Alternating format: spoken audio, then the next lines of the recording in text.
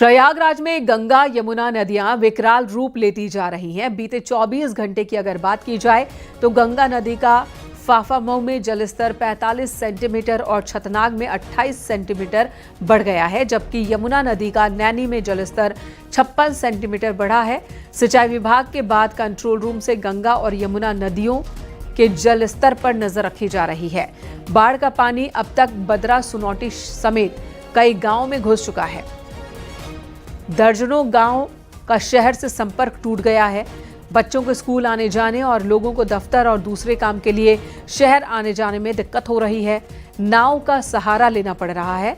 बाढ़ से प्रभावित परिवारों के लिए 26 बाढ़ राहत शिविर बनाए गए हैं। 3 बाढ़ राहत शिविर शुरू कर दिए गए हैं, जिनमें कई बाढ़ प्रभावित परिवार इस वक्त रह रहे हैं। एसडीएम सदर खुद बाढ़ राहत शिविरों की मॉनिटरिंग कर रहे हैं। बहुत परेशानी, नहीं संदेह परेशानी तो बहुत होती है, क्योंकि हम लोग आवागमन का ये मुख्य मार्ग है और यहाँ पर पानी भरने की वजह से सिर्फ एक ही मार्ग बचता है, गाड़ी अपनी खड़ी करके और नाव से आवागमन करें। या तो गीले हो जाए तो पानी यहाँ भी भरा, यहाँ तक भी हो जाता है, यहाँ तक भी हो जाता है, तो ये खतरा रहता है। बच्चे तो आवागमन कर ही नहीं सकते हैं, और जैसे जो बड़े हैं जिनको आइडिया है, जो रोज आते जाते हैं, उनके लिए तो एक मार्ग बन जाता है कि चलिए भाई किसी प्रकार से नाव का सहारा लेकर के किसी प्रकार के आवागमन कर लिए। जो हमारा डेंजर मार्क है वो 84.73 पे है और इस समय नदियों का जो जलस्तर है वो दोनों नदियों का बढ़ के लगभग 83 के आसपास पहुंच चुका है। इसके संबंध में प्रशासन की तरफ से, राजस्व विभाग एवं आपदा विभाग की तरफ से सारी तैयारियां पूर्ण कर ली गई हैं।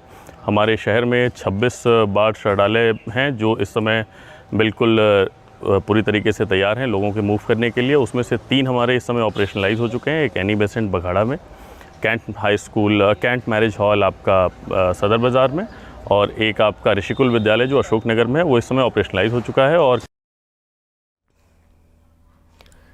उधर बलिया में गंगा नदी का जलस्तर बढ़ गया। अब रिहायशी इलाके में भी बाढ़ का पानी घुस रहा है, जिससे लोग परेशान हैं। लोगों का कहना है कि रास्ते में बाढ़ का पानी आ गया, जिससे आने जाने में दिक्कत हो रही है।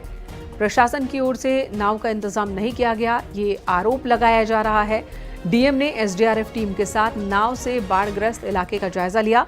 डीएम का कहना है कि जिला प्रशासन बाढ़ की स्थिति पर नजर बनाए हुए है।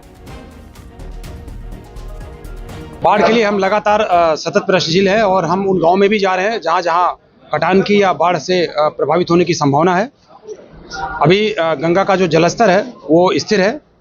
ट्रेंड ये पता चला कि अगले 2 से 3 दिनों में घटने की संभावना है, बट हम अलर्ट है, हमारी पूरी टीम अलर्ट है। हमारी बाढ़ चौकियां एक्टिव हो चुकी हैं और हम लोगों के और स्थानीय जनप्रतिनिधियों के संपर्क में हैं।